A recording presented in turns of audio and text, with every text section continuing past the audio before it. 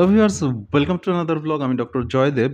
আর আজকে কথা হচ্ছে খুব ইম্পর্ট্যান্ট একটি টপিক, সেটি হলো ব্রিস্ক ওয়াকিং। ব্রিস্ক ওয়াকিং যদি আপনি অলরেডি শুরু করে থাকেন বা হয়তো ভাবছেন যে খুব শীঘ্রই শুরু করবেন, তাহলে সেটা শুরু করার আগে ব্রিস্ক ওয়াকিংয়ের যে এক্স্যাক্ট ক্রাইটেরিয়া, যে প্রপার নিয়ম, সেটা কিন্তু আমাদের জানতে হবে। তা না হলে আপনি হয়তো ব্রিস্ক ওয়াকিং ভাবছেন যে আপনি করছেন, কিন্তু হয়তো প্রপারলি করা হবে না এবং তার ফলে এর যা বেনিফিট সেগুলিও কিন্তু আপনি নাও পেতে পারেন। সুতরাং ব্রিস্ক ওয়াকিং করার আগে তার যে প্রপার নিয়ম সেটা আমাদের জানতে হবে। তো ওয়াকিংয়ের বিভিন্ন টাইপ আছে। একটা হচ্ছে নর্মাল ওয়াকিং। সেক্ষেত্রে আমরা যে নর্মাল পেসে যে হাঁটি সেটা হলো নর্মাল ওয়াকিং। ব্রিস্ক ওয়াকিংয়ের ক্ষেত্রে নর্মালের থেকে হাঁটার গতি একটু বেশি হবে এবং সেটা হলে কি হবে, তার ফলে হার্ট এবং লাংয়ের উপরে কিছু এক্সট্রা ওয়ার্কলোড বাড়বে এবং তার ফলে কি হবে, হার্ট, লাং এবং বডির অন্যান্য অর্গান নর্মালের তুলনায় একটু বেশি কাজ করবে এবং তার ফলে বিভিন্ন রকম বেনিফিটস আছে তার। একদিকে যেরকম বিভিন্ন রকম কার্ডিওভাস্কুলার রিস্ক তার ফলে কমে যেতে পারে, অপরদিকে ডায়াবেটিসের কন্ট্রোল, মেন্টাল হেলথ, এগুলিও কিন্তু বিভিন্নভাবে ব্রিস্ক ওয়াকিংয়ের মাধ্যমে কিন্তু বেনিফিটেড হতে পারে।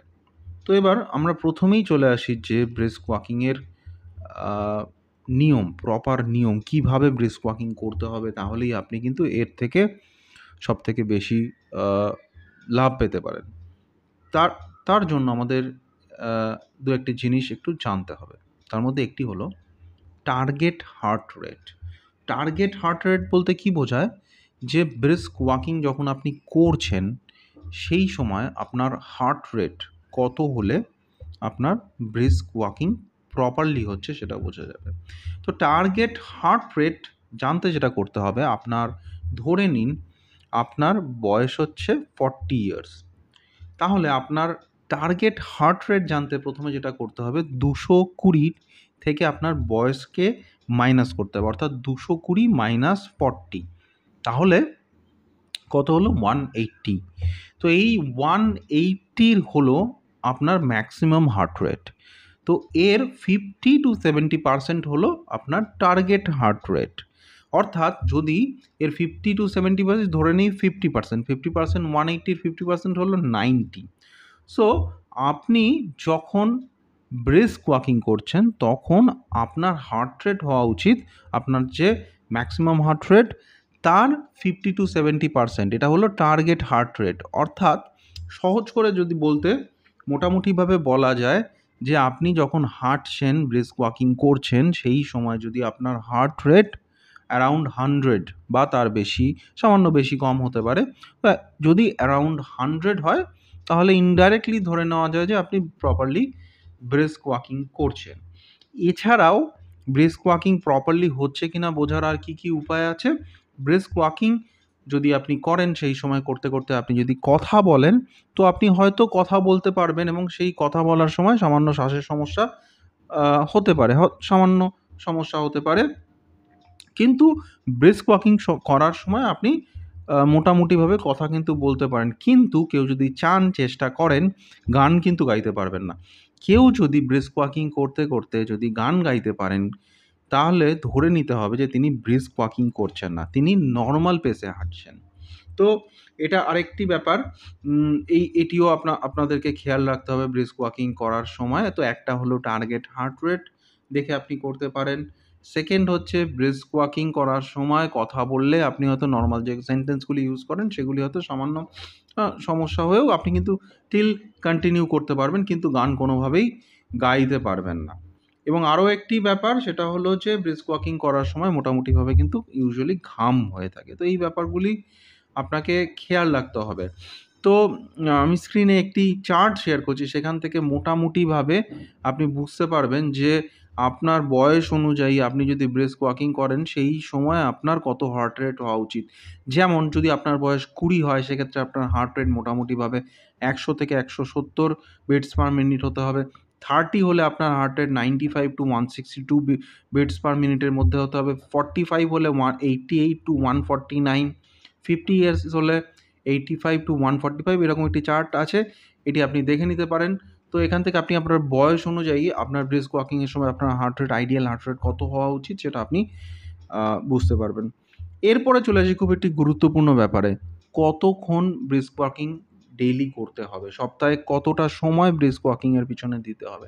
আইডিয়ালি যেটা বলা হয় যে সপ্তাহে অ্যাটলিস্ট 5 দিন করতে হবে, এবং 5 দিন প্রতিদিন হচ্ছে আপনার মিনিমাম আধ ঘন্টা করে, অর্থাৎ 30 মিনিটস। সুতরাং যদি 5 দিন আপনি ডেলি 30 মিনিটস করে ব্রিস্ক ওয়াকিং করে, সেটা কিন্তু আপনার জন্য বেনিফিশিয়াল। আরেকটি জিনিস মোটামুটিভাবে সেটি আপনি ফলো করতে পারেন আপনার ব্রিস্ক ওয়াকিং প্রপারলি হচ্ছে কিনা বোঝার জন্য। সেটা হচ্ছে যে আপনি ব্রিস্ক ওয়াকিংয়ের সময় দেখতে পারেন যে আপনি পার মিনিট কতগুলো স্টেপ ফেলছেন। যদি আপনি পার মিনিট মোটামুটি 100টা স্টেপ নেন, তাহলে ধরে নিতে হবে যে আপনি প্রপারলি ব্রিস্ক ওয়াকিং করছেন। তো এইভাবে আপনি কিন্তু যখন ব্রিস্ক ওয়াকিং করবেন, আপনি মোটামুটিভাবে কিন্তু প্রপারলি ব্রিস্ক ওয়াকিং করতে পারেন। এবার একটু একটু এই যে ব্রিস্ক ওয়াকিং আপনি করছেন, শুরু করেছেন, তার কী কী বেনিফিটস আছে সেই বিষয়ে একটু সংক্ষেপে দেখে নেওয়া যাক। প্রথম হচ্ছে ওয়েট লস। ডেফিনেটলি এটা ভীষণই একটি ভালো একটি উপায় ওয়েট লসের। এক্ষেত্রে এক্সট্রা খরচের কিছু নেই।